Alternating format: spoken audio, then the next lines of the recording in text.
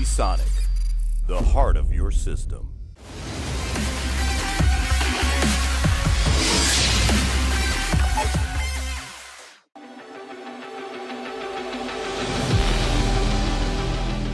I'm Luke Hill for Kit Guru, and I'm currently chilling out on a Coolermaster $599 ergonomic chair here at their suite for CES 2020.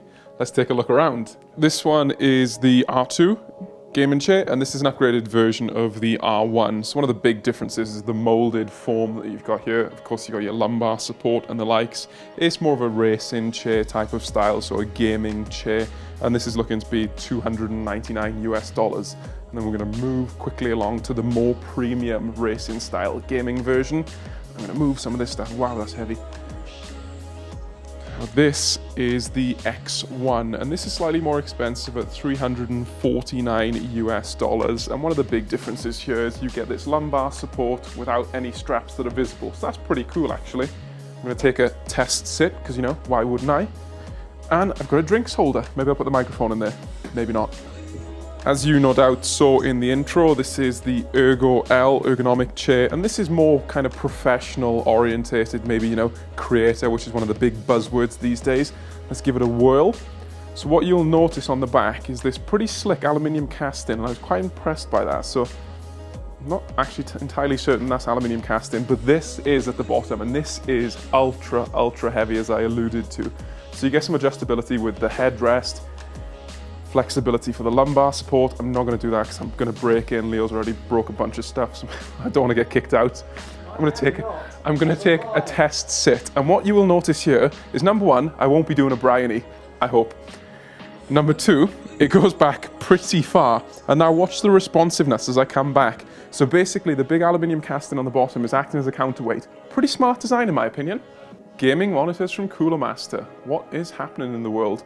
So this is pretty cool. I'm just going to bring the camera in a bit and have a look. So what we've got here is clearly a 34-inch curved monitor. We're told it's a VA panel. They wouldn't say which panel manufacturer, but, you know, we'd guess AU Optronics, I guess. 144 Hz, 1 millisecond response time, and FreeSync 2. You get a bunch of inputs around the back. I'm not going to go into full details here. Of course, that 3440 by 1440 resolution. I'm assuming it's 3440 by 1440 because it says 3400 by 1400, but I've never seen that. Either way, it's 21 by 9. As far as HDR support, we've got HDR 400. Price-wise, we're looking at $749 US, and I'm going to point your attention to the stand here. So this is a big aluminium stand, and it's got the Coolermaster halo. It's pretty well built by the looks of it, so Coolermaster was kind of poking fun at some of the plastic used on their expensive competitors. Pretty good to see premium materials used on a pretty expensive monitor. GM27 monitor, so clearly GM27 means 27 inches, and this has got a curved screen, 1500R curvature, so pretty smooth, not too bad at all. $299 US for this, but it is 165 Hz with a 1 millisecond response time, so not bad specs overall.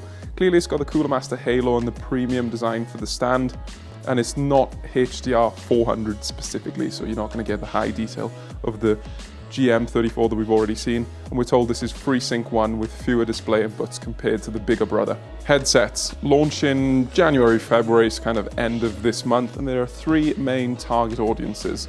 So the MH630, this one on the left here, this is kind of entry level, kind of budget, about $59.99 US.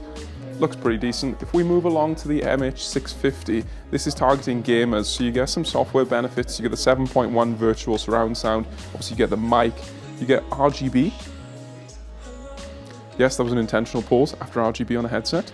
And it's also around about $79 to $89 US. And if we quickly move across to the bigger version, so this is the MH670. This can be used in either wired or wireless mode, and it's a 2.4 gigahertz wireless mode with an included dongle, and you also get a Type-C dongle there if you want to use it with your phone, for example. This is kind of geared towards creative professionals who also game. It's a bit bigger, it's got some better connectivity interfaces.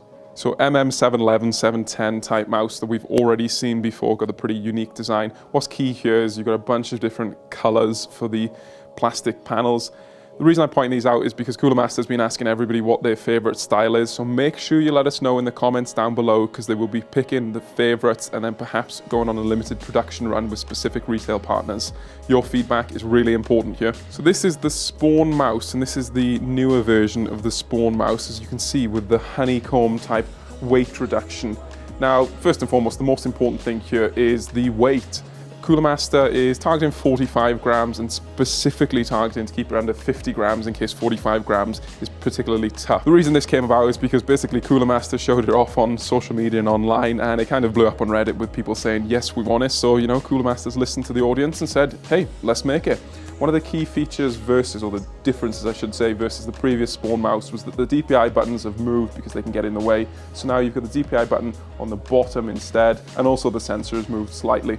So the feet have been upgraded to PTFE, better non-stick ability, better lack of resistance on a mouse mat, and there's an ultra weave cable in there which looks pretty good. This is pretty cool. Intel recently announced kind of a new, I want to say kind of NUC, but it isn't really a NUC. It's basically a PC on a card. So Coolermaster has gone along and worked with Intel after being approached by Intel and designed a chassis, power supply, and is working on the bottom board specifically for this new small form factor. I must admit, when I first saw this, I thought there was an external GPU dock, but you get a full, pretty powerful PC in this infrastructure.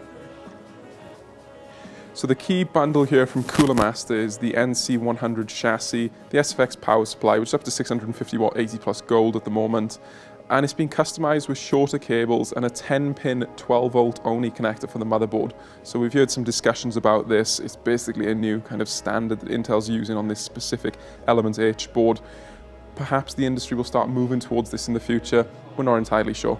With regards to the base board, this is currently a third-party design, but Coolermaster has made it clear that they will be manufacturing the base board themselves in the future. And the reason they want to do this is because they will then have control over the positioning of the board with reference to the graphics card, so they can improve the cooling abilities.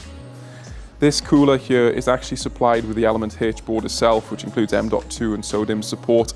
The cooler isn't on the front of it necessarily Coolermaster specifically, but if a birdie told us, so to speak, then we would guess that it's Coolermaster OEM behind the scenes. Rear I/O is pretty cool. Obviously around here we typically see the graphics card ports. What you can see is a couple of gigabit Ethernet ports, well, presumably gigabit, they might be faster, Type A USB, and then you've got the internal GPU connections. So the Element H from Intel is basically an add-in board that fits into, well, fundamentally what looks like a PCIe slot. TD500K, so this is new. TD stands for three-dimensional. Ooh, how innovative. It used to be acrylic side panel on the previous versions of this, but now we are tempered glass, and this is pretty cool. I thought it was actually cracked first of all, but it's not. It's custom designed like that, and I probably just covered it with my phone. It's actually custom designed to continue the unique kind of angled styling throughout the chassis. Launch-wise, we're looking at February, and it's going to be around about $99 to $109. It's not been confirmed yet, but it'll be the same price for both the black and the white version. That's pretty good to see. I'm a massive fan of white myself, but Coolermaster tells us that black still makes up the majority of their business. With regards to the front panel, the mesh is now finer compared to previous iterations, and therefore there's no dust filter needed. The reason I quite like this white version is because you can see the fans really well through the front mesh. By contrast, what you can see with the black version is that the same fans in the front are slightly less pronounced, so it depends on what you prefer personally. Micro ATX. So being a massive Micro ATX fan myself, it's good to see Coolermaster put in some budget and some time into this. The Masterbox MB311L ARGB, so it's got either a mesh or a fixed front panel. You can fit a couple fans in the front. Good to see. Bundle-wise, we're talking $59 which is really not bad considering you get the tempered glass side panel and two ARGB fans. At the moment, we can see the two in the front, none in the back, none in the top. But, obviously you can customize this yourself. Let us know what you think. Is Micro ATX your thing? Masterbox NR600P. So this is a case designed specifically for workstations or mini servers, so professional type usage. And basically what that means is there's no RGB bling, there's nothing that's excessive and adding cost, but you get some quite unique features. So on the front, you can actually see you get two hot swappable type drive bays, and I say hot swappable type because they're designed to have a drive installed but not left there permanently. You get the SATA connection on the back for that, so that could be pretty good if you're switching between client projects with different SSDs or different hard drives. Like I said, no lights, no tempered glass, purely function over form, but the motherboard support is pretty impressive. So as you can see internally, there's a lot of space in there for ultra-wide motherboards. So if you've got a dual socket server, you might be able to fit that in here. If you're going for an eATX workstation board, this could be another candidate. In addition to the hot swap on the front of the case, you get an SD card reader up top and obviously Type-C. SD card readers, that's pretty good to see on the top panel. Not very common for cases these days, but certainly very useful for creators. Intake fan wise, you've got dual 140 on the front, and what you'll notice, the 3.5 inch HDD cage is actually in the way at the moment, but that can be moved if you do decide to install a radiator in the spot. And then for 2.5 inch drives, then you've got plenty of mounts around the back. Well, plenty depend on your usage, of course. So I've been Luke Hill for Kicker. I'm stood here next to the mice to remind you to let us know what you think is the best one. Okay, I'm not gonna break anything. Leo's already broke enough stuff. So if you like this video, hit like, give us a subscribe, grab a cool t-shirt if you wanna help support us, and check out more of our CES coverage. We've been here with Coolermaster.